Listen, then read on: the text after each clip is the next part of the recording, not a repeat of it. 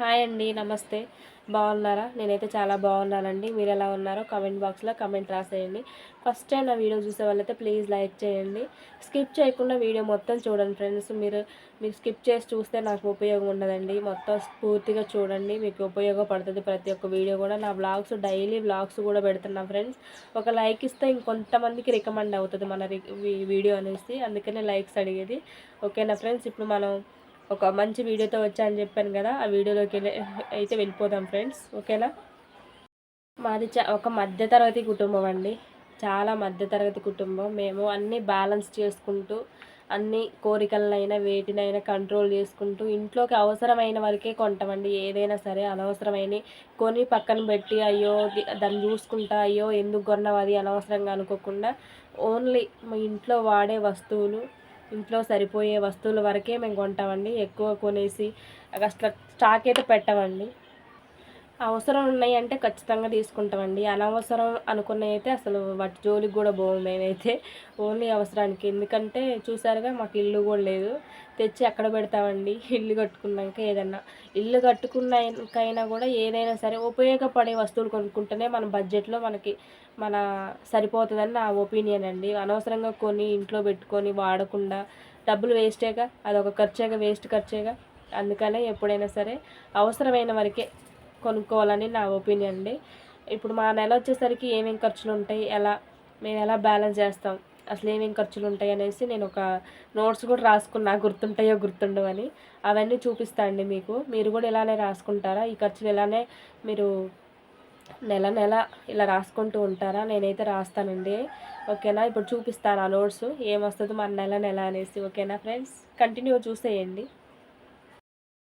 చూడండి, ఫస్ట్ వచ్చేసి మా ఇంట్లో నెలవారీ ఖర్చులు అనేసి రాసుకున్నాను చూడండి. మేము ఫస్ట్ తారీఖు రాగానే ఫస్ట్ కట్టేది ఏంటంటే పొదుపు అండి.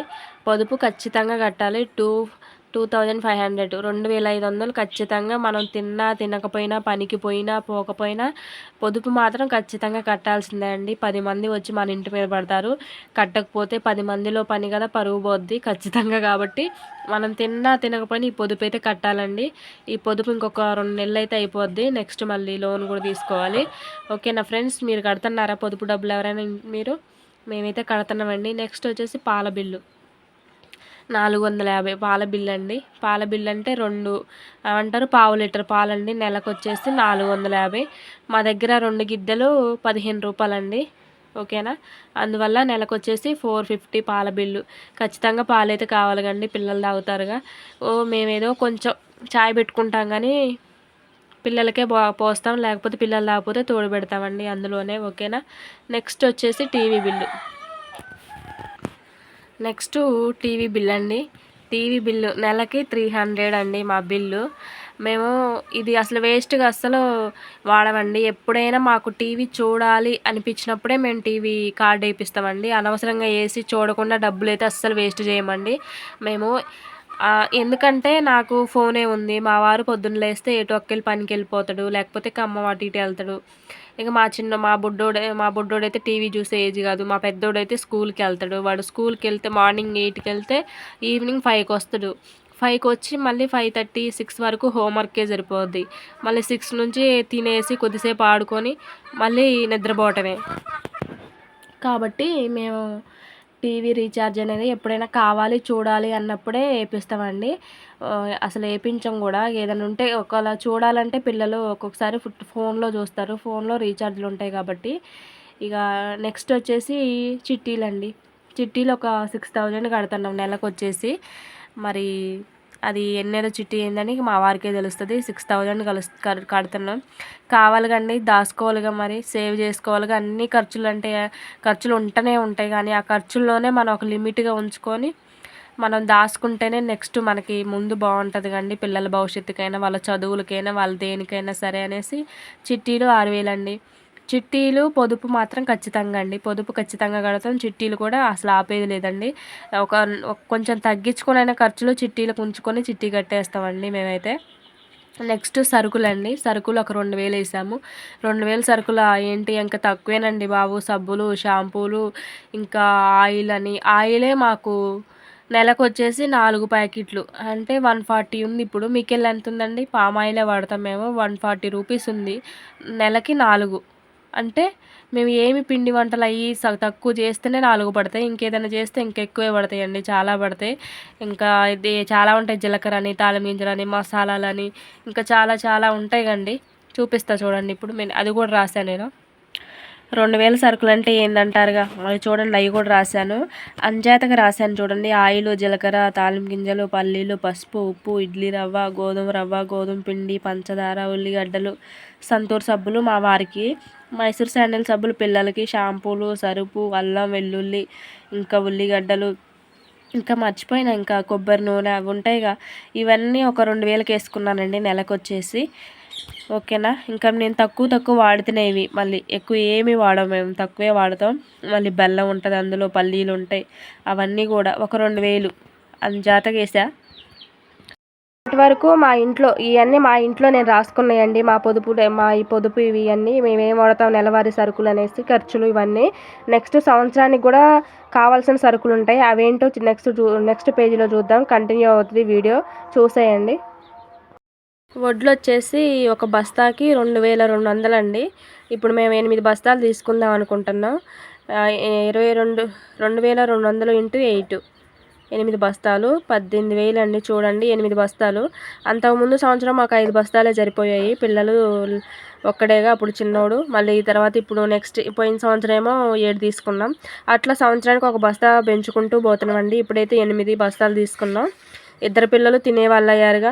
నెక్స్ట్ ఇయర్ అయితే ఇంకొక 6 మంత్స్ అయితే చిన్న బాబు కూడా బాక్స్ కట్టుకొని ఇక స్కూల్కి వెళ్ళిపోతారు కాబట్టి ఒక 8 బస్తాలు తీసుకుంటామండి. ఇగో 18,000 అవుతుంది 8 బస్తాలకి. సంవత్సరం ఖర్చులండి ఇవి. నెక్స్ట్ కారానికి ఒక 2,000 అవుతాయండి. ఆ 2,000 ఇప్పుడు మేము సేవ్ అనుకోవటమేనండి. మా అమ్మే పట్టించిద్ది కారం మా అమ్మ మార్కెట్కి పోయిద్ది కాబట్టి మిరకాయలు తీసుకొచ్చి డైలీ నాకు పంపించిద్దండి, ఎప్పుడంటే అప్పుడు. ఒకవేళ మా అమ్మ తీసుకురాకపోతే నెక్స్ట్ నేనే తెచ్చుకోవాలిగా 2,000. గ్యాస్ అయితే 4 బండలు పడతాయండి, సంవత్సరానికి 4 బండలు. 3 నెలలే వస్తుందండి ఒక గ్యాస్ సిలిండర్ వచ్చేసి, 3 నెలలే వస్తుంది. ఇక అట్లా ఒక 3,600 ఇవి. చింతపండు ఒక 6 కేజీలు, సంవత్సరానికి 6 కేజీలు అంటే 600ఏనండి. ఇంతకుముందు మాకు చింత చెట్టు ఉంది, ఇప్పుడు అది కొట్టేసిన కాడ నుంచి చింతపండు బాధలు మాకు అర్థమవుతున్నాయండి. నెక్స్ట్ వచ్చేసి పిల్లగాడి ఫీజు అండి 12,000. ఓన్లీ ఫీజే 12,000. బస్సుకి, స్కూల్ ఫీజు, బస్ ఫీజు మొత్తం కలిసి 12,000. ఇంకా సిటీలో అయితే బాగుంటుందిలేండి. మళ్ళీ ప్లస్ బుక్స్కి, యూనిఫామ్కి, నెక్స్ట్ బూట్లు, అన్నీ సాక్స్లు, టై, బెల్ట్ ఇవన్నీ ఒక 5,000 వస్తాయండి 1 ఇయర్కి.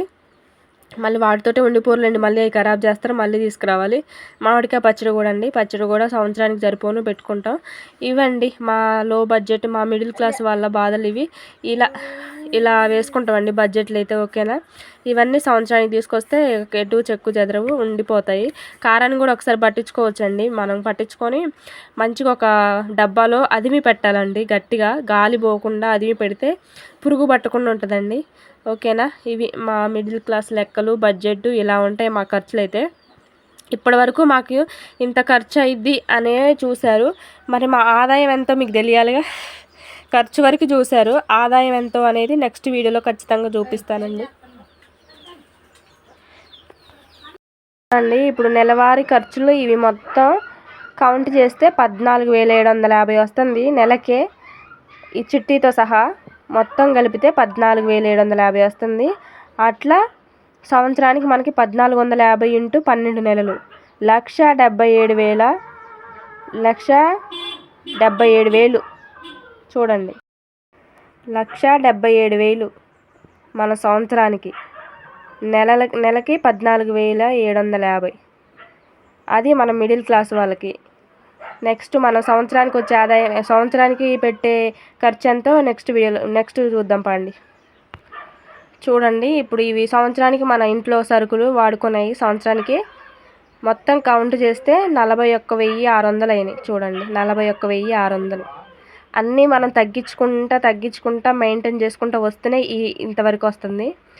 ఓకేనా ఫ్రెండ్స్, ఇది మా వీడియో. ఇవాళ వీడియో అయితే ఇదండి. మీకు నచ్చే ఉంటుంది ఖచ్చితంగా. మీరు కూడా ఒకసారి ఇలా క్యాలిక్యులేట్ చేసుకోండి, మీరు ఎంత వాడుతున్నారు, ఎంత అవుతుంది ఇంట్లో, కానీ ఒకసారి మీరు కూడా ఇలా రాసుకోండి మీ బడ్జెట్. ఓకేనా ఫ్రెండ్స్, వీడియో ఖచ్చితంగా నచ్చిద్దని నేను మనస్ఫూర్తిగా కోరుకుంటున్నాను. నచ్చితే మాత్రం ఒక లైక్ ఇవ్వడం, సబ్స్క్రైబ్ చేసుకోవడం అస్సలు మిస్ కామాకండి.